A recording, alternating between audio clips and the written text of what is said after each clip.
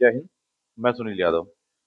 MPPSC के द्वारा assistant registrar exams के जो इंटरव्यूज हैं उनकी डेट्स आ चुकी हैं, दी जा चुकी हैं। तो शेड्यूल के बारे में बात करेंगे, साथ ही साथ असिस्टेंट रजिस्ट्रार का इंटरव्यू हो चाहे पीएससी या यूपीएससी के इंटरव्यूज हो, किन किन बातों को ध्यान रखना चाहिए, किस प्रकार से प्रिपरेशन करनी चाहिए, एक संक्षिप्त चर्चा उस विषय पर भी करेंगे। तो ये वीडियो इसी चीज के लिए होने वाला है। असिस्टेंट रजिस्ट्रार एमपीपीएससी के द्वारा जो असिस्टेंट रजिस्ट्रार का एग्जाम लिया जा रहा है सहायक कुल सचिव का, उसके बारे में सबसे पहली चीज कि सभी को एक दिन की ही डेट दी गई है। 28 दिसंबर 2023 की डेट वहां पर दी है, आप देखेंगे इसको तो साफ साफ शब्दों वहां पर दिया है, एक ही दिन में सभी को आयोजित करना है। हालांकि बहुत ज्यादा कैंडिडेट्स तो नहीं होंगे, बट फिर भी नंबर ऑफ कैंडिडेट्स की संख्या है तो इतनी पर्याप्त संख्या में इसके लिए बोर्ड्स वगैरह बनाए जाने वाले हैं। यह विज्ञप्ति आ चुकी है, इसको आप ऑफिशियल वेबसाइट से देख सकते हैं। अब इसके बाद हम बात करते हैं कि किन किन बातों को आपको ध्यान रखना पड़ेगा। फॉर्म तो आप पहले ही भेज चुके हैं आयोग में, अपनी पूरी इंफॉर्मेशन भेज चुके हैं, फिलअप सब कुछ हो चुका है। फॉर एग्जाम्पल जैसे कि मैंने पिछली बार कई लोगों को तैयार करवाया था, चाहे आईआईटी बीएचयू का हो असिस्टेंट रजिस्ट्रार का इंटरव्यू, दिल्ली यूनिवर्सिटी के लिए रहा हो, चाहे अदर सेंट्रल यूनिवर्सिटी सागर यूनिवर्सिटीज के लिए रहा हो, किन किन बातों का ध्यान रखना चाहिए। जैसे हमने जो करवाया था वो चीज आपको बता देते हैं। पूरा पूरा एक बैकग्राउंड तैयार करना पड़ेगा, आपका बायोडेटा, आपका फॉर्म, पूरा का पूरा सीवी जो है आपका वो प्रिपेयर करना पड़ेगा। जिस इंस्टीट्यूशंस में आप इंटरव्यू देने के लिए जा रहे हैं वहाँ का पूरा पूरा प्रिपेयर आपको करना पड़ता है। इसमें काफ़ी मेहनत लगती है। ये आप अकेले कर सकते हो तो बहुत अच्छी बात है, और नहीं तो उसके लिए एक अच्छा मार्गदर्शन होना आपके पास में बहुत अनिवार्य होता है। प्राय हम जिन विद्यार्थियों को तैयार करवाते हैं उसको इसी फॉर्मेट में तैयार कराते हैं कि पूरा पूरा उनका बेसिक सीवी, इंटरव्यू का जो फॉर्म उन्होंने सबमिट किया वो, उनका एजुकेशनल बैकग्राउंड हो या अन्य चीज़ें हों, प्लस रिलेवेंट इंस्टीट्यूट उससे संबंधित पूछे आने वाले जो भी फैक्ट होंगे, जो भी तथ्य होंगे, कॉन्सेप्ट होंगे, उन सब चीज़ों को किस प्रकार से ये क्वेश्चंस होते हैं वो भी आपको भी दिखाते हैं। तो इस तरह से कंटेंट अपन को बना के रखना पड़ता है। फॉर एग्जाम्पल कि हरि सिंह गौर यूनिवर्सिटी में इंटरव्यू था मैम का, आपने देखा होगा ये वीडियो, तो पूरा पूरा अपन ने इसको प्रिपेयर किया था, तो काफ़ी अच्छा इसका परिणाम रहा, हेल्प काफ़ी मिली। अपने आप में एक बहुत महत्वपूर्ण चीज होती है इंटरव्यू, बिल्कुल लास्ट स्टेज होती है, और जो आपके सपने हैं, जो आपका लक्ष्य है, खासकर उस पद को लेकर के, उनके बीच में सिर्फ एक ही लास्ट बैरियर होता है ये। ठीक, तो क्या क्या चीजें तैयार करनी चाहिए, किस प्रकार से अपन को तैयार करना चाहिए। सबसे पहली चीज तो आपका प्रिपेयर करना पड़ेगा आपको सीवी, और ना केवल प्रिपेयर करना पड़ेगा बल्कि उसको आपको प्रैक्टिस भी करना पड़ेगा।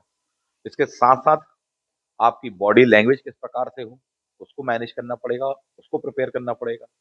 प्रीवियस ईयर में किस प्रकार से क्वेश्चन पूछे गए हैं, गत इंटरव्यूज में कैसे पूछे गए हैं, कैसे पूछे जाने की संभावना है, इन चीज़ों को प्रिपेयर करना चाहिए। ड्रेस कोड वगैरह आपके अपने आप को, अपने इंटरव्यू की प्रैक्टिस वगैरह को आपको रिकॉर्ड करना चाहिए, उसको देखना चाहिए। ये सारी चीज़ें हम अपने पास में करवाते हैं। इंटरव्यू के कुछ क्वेश्चन पर भी बात कर लेते हैं, किस प्रकार से वहां पर पूछे जाएंगे। बता दें आपको उसके भी पहले, इंटरव्यू को लेकर के प्रिपरेशन कराने को लेकर के अपने पास में बैच अवेलेबल है। ये अपने आप में एक बहुत लेंदी प्रोसेस होती है, आपको साफ साफ शब्दों में बताएं, और इसमें बहुत मेहनत लगती है, चाहे कैंडिडेट खुद करे और चाहे किसी के गाइडेंस में हो। अगर वाकई में जेन्युइन वे में आप प्रिपेयर करना चाहते हैं तो उसमें काफ़ी मेहनत लगने वाली है, बहुत सारी चीज़ों को तैयार करना पड़ता है। और इसकी सबसे बड़ी बात जो होती है वो ये होती है कि 1 to 1 स्टूडेंट को, कैंडिडेट को तैयार करना पड़ता है। तो ये एक बहुत बड़ा पक्ष हो जाता है, बहुत बड़ा पहलू होता है। 1 to 1 तैयार करने का क्या मीनिंग है यहाँ पर?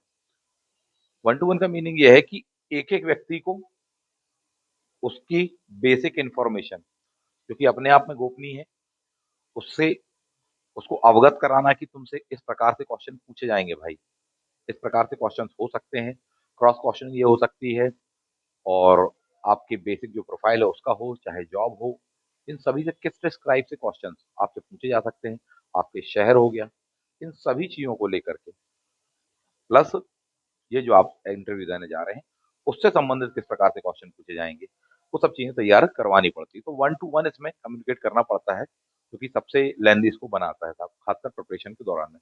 और यदि ये आपके प्रिपेयर है तो डेफिनेटली काफ़ी एडवांटेज मिलता है, क्योंकि वहां पर किस प्रकार से बोलना है, किन चीज़ों को रिप्रेजेंट करना है, किस प्रकार से रखना है अपनी बातों को। कई बार ऐसे क्वेश्चंस भी हो जाते हैं कि एक उनके आंसर से नेगेटिव इम्पैक्ट जा सकता है, ठीक है? किन चीज़ों को बोलने से बचना है, ताकि आपको नंबर प्लस में ही मिले, कहीं पर भी कोई ऐसी चीज़ ना हो। तो अपने आप में एक महत्वपूर्ण पक्ष होता है।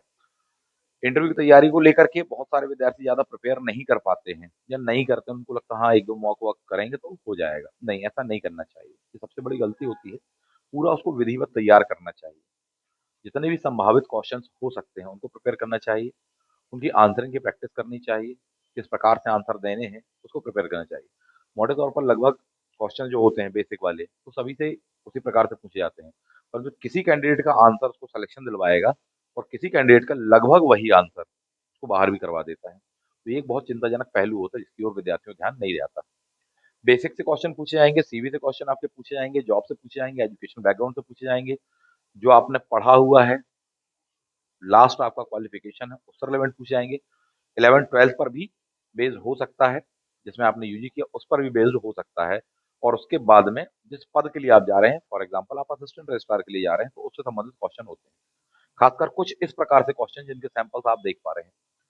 कैसे आंसर देंगे? क्या आंसर देंगे? संक्षेप में किस प्रकार से आंसर देंगे आप? जिससे कि सामने वाले जो बोर्ड मेंबर्स हैं, वो आपसे सैटिस्फाई हो सके। तो ये अपने आप में कहीं न कहीं पहलू होता है। फॉर एग्जांपल जैसे क्वेश्चन देख पा रहे हैं, असिस्टेंट रजिस्ट्रार में करियर बनाने के लिए आपको किस बात ने प्रेरित किया?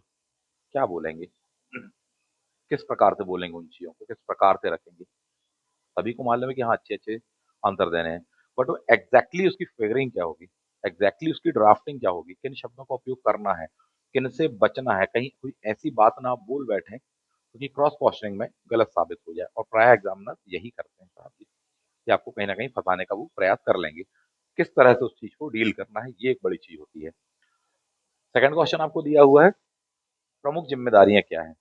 किस प्रकार से उसको बताएँगे?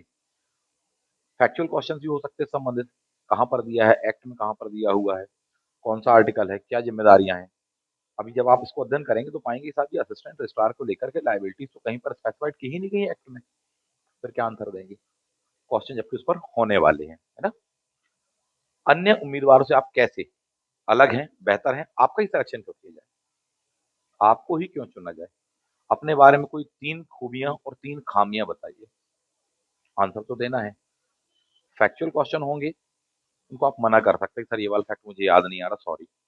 बट जहाँ पर एनालिटिकल क्वेश्चंस होते हैं, वहाँ पर आप मना नहीं कर सकते। तो ये कहीं न कहीं चुनौती होती है, ठीक है? और आपको अपने आप को साबित भी करना है, केवल बच के नहीं निकलना है।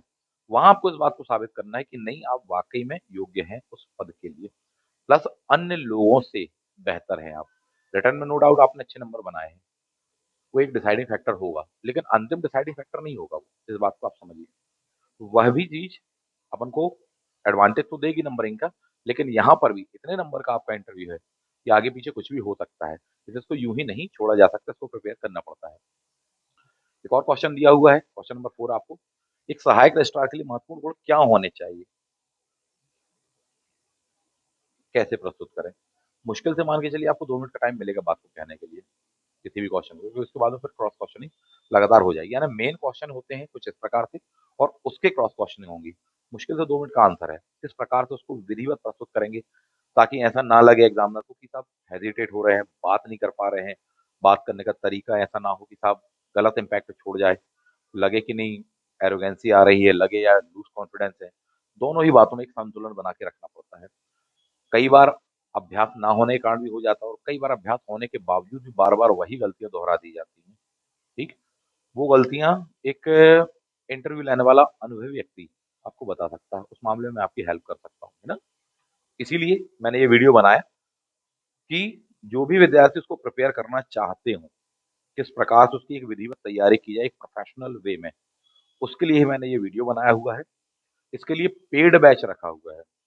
फ्री मॉक इंटरव्यूज़ अपने पास में उपलब्ध नहीं है साहब, क्यों? क्योंकि इसको अगर वाक़ई में तैयार करना है जेन्युइन वे में, बहुत टाइम टेकिंग है, बहुत लेंथी प्रोसेस है, ठीक है? ये चीज़ें इस प्रकार से पूछी जाएँगी, सोचिएगा किस तरह तरह से आप उसके आंसर देने वाले हैं, ठीक है? एक और कॉमन क्वेश्चन होने वाला है, छात्रों और कर्मचारियों के साथ संवाद करने के क्या-क्या सर्वोत्तम तरीके हो सकते हैं? क्यों? क्योंकि एज़ अ असिस्टेंट रजिस्ट्रार आप वहाँ पर प्रशासन की वह कड़ी है, जो सरकार और प्रशासन और जनता, यानी कि वहाँ स्टूडेंट्स, उनके साथ में आपको संवाद करना है, उनके साथ में डील करना है, उनके हितों में काम करना है, राष्ट्र की नीतियों को लेकर के चलना है। क्या होगा उसका वे? कुछ इस प्रकार से क्वेश्चन होने वाले हैं कहीं न कहीं। तो बहुत सारे विद्यार्थियों को इसके लिए प्रिपेयर करवाया मैंने, करवा रहा हूँ। आप में से और भी कोई ऐसे विद्यार्थी जो तैयार करना चाहें, चाहे एमपीपीएससी के द्वारा लिए जाने वाला असिस्टेंट रजिस्ट्रार का इंटरव्यू हो या स्टेट सर्विसेज के इंटरव्यूज़ हों, उसको प्रिपेयर करना चाहते हैं, बिल्कुल जेन्युइन वे में, है ना? केवल मॉक बस नहीं, बिल्कुल ए टू जेड जिसको मैं कहता हूँ। तो उसके लिए आप संपर्क कर सकते हैं, पेड बैच अपने पास में उपलब्ध रहते हैं। फॉर एग्ज़ाम्पल आप देखें, सेंट्रल यूनिवर्सिटीज़ वगैरह, उसके लिए भी अभी हाल ही में हुआ बीएचयू, आईआईटी, बीएचयू में हुए इंटरव्यूज़। कुछ विद्यार्थियों को तैयार करवाया, नाम वगैरह तो नहीं बताएँगे, यही वजह थी, क्रॉप कर दिया था, कट कर दिया था हमने वीडियो को, वहाँ पर या इमेज को कट कर दिया था।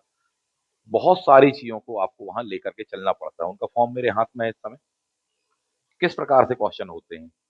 सबसे पहले अगर बेसिक प्रोफाइल को बात करें, बोले साहब जी आपका नाम वगैरह को लेकर के, नाम क्या मीनिंग है, क्या अर्थ है, क्या एक पॉजिटिव एनर्जी है उसमें, किस प्रकार से आप पॉजिटिवली उसको रखने वाले हैं, ठीक? बैकग्राउंड वगैरह को लेकर के, उससे संबंधित कोई ऐसा हिडन फैक्ट तो नहीं है, कोई खास डे, एनवायरनमेंट, इकोनॉमी, अन्य सेशन से संबंधित तो नहीं है। ग्रेजुएशन के दौरान में जो आपके सब्जेक्ट रहे हैं, जिन शहरों में आप रहे हैं, जहाँ पर आपने अध्ययन किया, उसका बैकग्राउंड आपने दिया होगा, उस पर क्वेश्चन होते हैं। हॉबीज़ को लेकर के क्वेश्चन होने वाले हैं। हॉबीज़ को लेकर तो सबसे ज़्यादा बच्चे परेशान होते हैं। बोले सर जी हमारी हॉबीज़ तो कन्फर्म ही नहीं हो पा रही है। ये वाली हॉबी लिखें, ये वाली लिखें, ये वाली हॉबी लिखें। उस पर क्या क्वेश्चन होंगे, क्रॉस क्वेश्चनिंग होगी, किस प्रकार से उसको बोला जाएगा, ठीक? उस चीज़ को क्रॉस चेक भी किया जाए कि वाक़ई में आपकी हॉबी है भी कि नहीं, बोल बैठे, वो प्रिपेयर करना। कई बार विद्यार्थियों को 2-2 3-3 हॉबीज़ होती हैं। समझ नहीं आता कि 2-2 3-3 लिख दें, नहीं लिखें, कम लिखें। अपने आप में सारी चीज़ों में एक कला है उस चीज़ को प्रस्तुत करने की, ताकि आपको उसमें प्लस में नंबर मिले साहब। ठीक है? ये थे इन पर क्वेश्चन पूछे गए उनसे। जो एजुकेशनल बैकग्राउंड है, कब आपने कौन-कौन सी तैयारी की है, क्या पढ़ाई वगैरह की है, गैप क्यों है एजुकेशनल बैकग्राउंड में कि साहब बोले कॉम्पिटिटिव एग्ज़ाम की तैयारी कर रहे थे, क्या बोलना है, नहीं बोलना है? बोले सर जॉब कर रहे थे, प्राइवेट में जॉब कर रहे थे। बोले नहीं सर कोचिंग में पढ़ा रहे हैं, रखना है बात को, नहीं रखना है, किस प्रकार से उसको प्रस्तुत करना है, क्या एजुकेशनल बैकग्राउंड में आपके गैप क्यों आ गया 2 साल का, 4 साल का, 6 साल का? क्वेश्चन्स उन पर होने वाले हैं साहब जी, ठीक? खूबियों को लेकर के, खामियों को लेकर के, करंट अफेयर्स को लेकर के, एजुकेशनल बैकग्राउंड को लेकर के, साइंस टेक का तो उस पर क्वेश्चन होंगे, बीए है, एमए है, लास्ट सब्जेक्ट क्या है, उन पर क्वेश्चन होने वाले। तो इस प्रकार से चीज़ें कहीं न कहीं होती हैं। बताने का आशय ये है कि जितनी चीज़ें आपको बताई गई बिल्कुल शॉर्ट में। यदि सेल्फ तैयार कर रहे हैं तो इनको बहुत अच्छे से प्रिपेयर करें आप, सभी पर क्वेश्चन होंगे और कई बार एक ही क्वेश्चन को लेकर बात इस तरह से फँस जाती है, पूरा इंटरव्यू एक डायरेक्शन में चला जाता है। और यदि अपन को ज़रा भी वहाँ पर लगा या अपना कॉन्फिडेंस डाउन हुआ, तो चेहरे पर उनको दिख जाता है कि नहीं साहब ये बच्चा डर गया है या कोई चीज़ है, तो कहीं न कहीं एक गलत मैसेज ना चला जाए। उस धारा को जो कि इस दिशा में बह रही है, आपको उसे अपनी दिशा में मोड़ना है इंटरव्यू के दौरान में, इस बात को समझिए। उसको मोड़ा जा सकता है और उसके लिए आपको तैयार करना पड़ेगा, प्रिपेयर करना पड़ेगा। तो बिल्कुल भी हल्के में नहीं लेंगे, इन चीज़ों को तैयार करेंगे, तो जब आप इसको प्रिपेयर करेंगे तो डेफ़िनिटली आपको इसका एडवांटेज मिलेगा। ना केवल इस एग्ज़ाम में, बल्कि भविष्य में और भी आप कोई एग्ज़ाम देना चाहें, कहीं पर भी इंटरव्यू देना चाहेंगे, आपको वहाँ पर भी एडवांटेज उसका मिलने वाला है। इस तरह से मैं आपकी सहायता कर सकता हूँ। जो भी विद्यार्थी इसके लिए प्रिपेयर करना चाहते हों, पेड बैच को जॉइन करना चाहते हों, दिए गए नंबर पर आप संपर्क कर सकते हैं। ठीक है? बहुत अच्छे से प्रिपेयर करिए, समय कम है आपके पास में। अधिक विद्यार्थियों को एडमिशन नहीं दे पाएँगे, क्योंकि समय नहीं दे पाएँगे। ठीक है? इसीलिए बिना देर करे आप संपर्क कर लें। बेस्ट यही रहेगा आपके लिए। ठीक है? पहले आओ, पहले पाओ वाली नीति का पालन करने वाले हैं। मिलते हैं आप सभी से नेक्स्ट वीडियो में। Thank you. जय हिंद।